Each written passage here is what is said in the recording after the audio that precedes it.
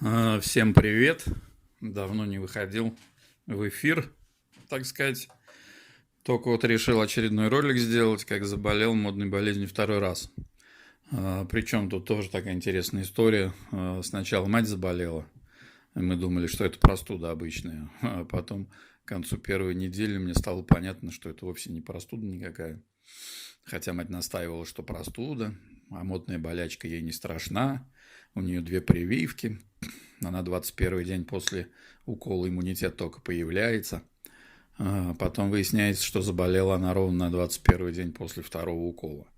А потом заболел я, и стало все сразу понятно. Все как первый раз: температура, кашель, сопли, потеря запаха. Правда, в этот раз без пневмонии. И обращаю ваше внимание, второй раз болезнь протекает проще и легче. Думаю, что третьего раза не будет, либо будет еще проще, чем второй раз. Так вот, о чем хотел сделать ролик. Ролик хотел сделать про то, что происходит, кто за этим стоит, как это все взаимосвязано с теми, кого я снимаю. То, что происходит по всей планете, и так все понимают, я думаю. Насаждается фашистский режим, хотят загнать людей в концлагеря и так далее. И фишка тут в том, что президенты выполняют одну и ту же программу, одни и те же инструкции, исходящие из одного и того же центра. А за этим центром стоят вполне конкретные силы. В связи с этими событиями я вот задавался вопросами, почему вот эти ребята, которые летают выше самолетов и которых принимают за спутники, почему их не видно в открытую, почему они прячутся и вот так себя ведут. Начнем с того, что они нам не друзья. И они не просто развиты, они охренеть как развиты. Развиты не столько технически, сколько ментально. Была информация, что те корабли, что мы тут наблюдаем, это техническая цивилизация, она была также порабощена теми, кто сейчас захватывает нашу планету. И все, что нам тут это устраивает, как бы проверить пока мы ее не можем. Подтверждений пока не получили. Почему я так говорю? Сами подумайте, они прячутся, когда я начинаю их снимать. Сколько я их наблюдаю, они знают, когда я их снимаю. Они знают, как я их снимаю. Они стараются не попадать в центр кадра. Они, как правило, всегда по краям. Либо вообще туда не попадают. Вот. Они прячутся за препятствия. Как только появился, я начал его снимать. Аппарат сразу меняет траекторию и уходит куда-то там за дерево, за дом, за какое-то препятствие. При этом расстояние до этого аппарата свыше 150 километров. Они знают, как выглядит небо моими глазами и как они выглядят на его фоне. Например, у меня есть видео, где штук 40 аппаратов пролетало. Вот. Правда, почему-то фотоаппарат сделал их синими, хотя они были, как всегда, серебристо-белыми. Так вот, они летели обычной толпой бесформенной, а когда мы их стали видеть, аппарат их видел сразу, а мы их увидели позже. И вот когда мы их стали видеть, они начали останавливаться и вытягиваться в линию. Как оказалось, вдоль Млечного Пути. Но его-то было не видно нам, на звезд тут не все видно было. А уж Млечный Путь-то в городе увидеть вообще невозможно. И вот они останавливались и пытались замаскироваться. Вот, и если верить докладам ЦРУ, то при общении с серыми возникало ощущение, что каждый из них умнее 1000 человек одновременно. Просто вдумайтесь. И вот из-за маленького роста они их называли дети. И с одним вот из таких детей мне довелось контактировать лет 20 назад. Спал я раньше на животе исключительно, как мне тогда говорили, нервы железобетонные. Вот. И вот бывают такие моменты, когда вроде бы проснулся, но не до конца. То есть вроде бы вот уже дома, вроде бы уже на кровати лежишь, но это еще не реальность, это еще не осознанный мир. И я вот лежал в такой ситуации, глаза уже открыл, вроде бы дома, и чувствую, что меня прижало к кровати Даже, наверное, я проснулся вот в астральной, что от того, что меня прижало к кровати, потому что я не мог дышать, я не мог двигаться, дикий панический страх, и кто-то стоит рядом маленького роста, и мне на ухо нашептывает вот так вот рукой, прикрывая рот, а все. Не знаю, от страха или от злости, но я дернулся, и все пропало. И вот 20 лет я пытался узнать, что это было, как это, что это, что по этому поводу думать. И 20 лет я бы метался по экстрасенсам, пытаясь найти ответ. И 20 лет я слушал один и тот же бред, типа вот какая-то сущность приходила. Я говорил, спасибо, говорю, капитан, очевидность, что бы я без тебя делал. И только через 20 лет, в мае 2019 года, я узнал ответ. Это были серые нейтральные. И когда мне это сказали, у меня волосы дыбом стали по всему телу. Тело не обманешь, оно помнит. И вот к чему я рассказываю эту историю. Они могут совершенно спокойно по астралу передвигаться и решать свои задачи. Они могут нарушить или переделать по своему усмотрению поле событий человека, как это было у меня, например. И обращаю ваше внимание на то, что все проблемы сегодняшние, которые происходят по всей планете, как раз идут из тонкого мира. Власть захвачена там. Своего рода добровольно-принудительная диктатура. Дело в том, что выход в этот мир контролируется конкретными силами. И перед рождением, перед приходом в этот мир мы заключаем кучу контрактов, чтобы сюда попасть. И заключаем мы их по принципу, вот как у нас сейчас здесь.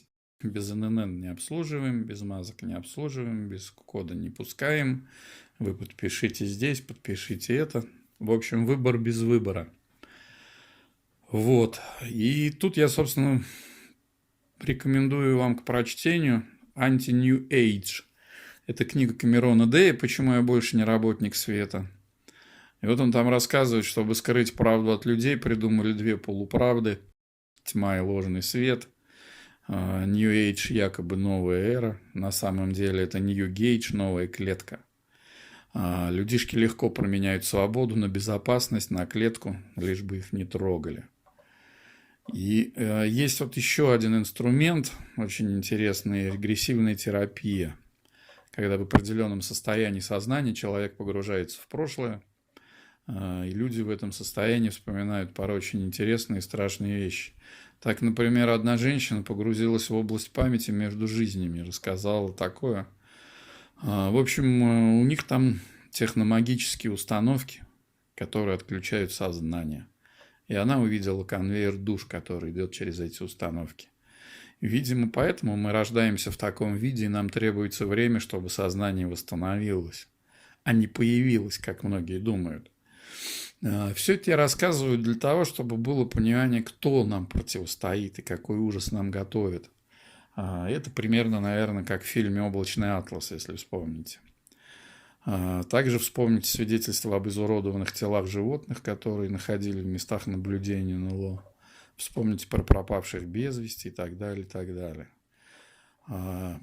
Все вот эти коммунистики, ядросовцы, депутатки, все вот эти вот депутатики, это все мальки на мелководье. И тут вспоминается такое слово апокалипсис. Точный-то перевод этого слова откровение. И вот он сейчас наступает по-настоящему. Нас ждет откровение, спадут все занавесы, падут все маски, и откроется страшная правда. И все правительства сегодня показывают свое истинное лицо. Про Третью мировую, про то, что война правительств против своего населения, началась она еще в 1946 году, я знал еще в 90-х годах. И вот, возвращаясь к этим ребятам, власть захвачена в тонком мире, мы заключаем кучу контрактов перед рождением, нам отключают сознание, и, видимо, этим же техномагическим оборудованием отключают память прошлых жизней. Мы не помним своих смертей прошлых, мы не помним своих рождений, мы не помним того, что было между жизнями. И на фоне этого нам еще внушили, что мы живем всего один раз. Но разве это не идиотизм? Столько знаков вокруг, столько информации, но все поверили в эту ерунду. Я тут в Магнит зашел и просто обалдел. На пакетах надпись «Живем 1 и 2 раза». Это как вообще? Кто это делает? Кто это пишет? И все это, повторяю, происходит в тонком плане, потому что, умирая, мы уходим туда, откуда пришли.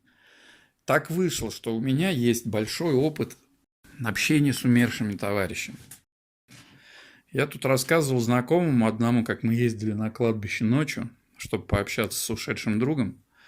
Когда приехали на кладбище, подошли к могиле, обнаружили, что у нас пропало полбутылки водки. И просто вот она испарилась. И прикуренная сигарета, положенная на могилу, стлела, как вот в один затяг до фильтра. Прямо на глазах.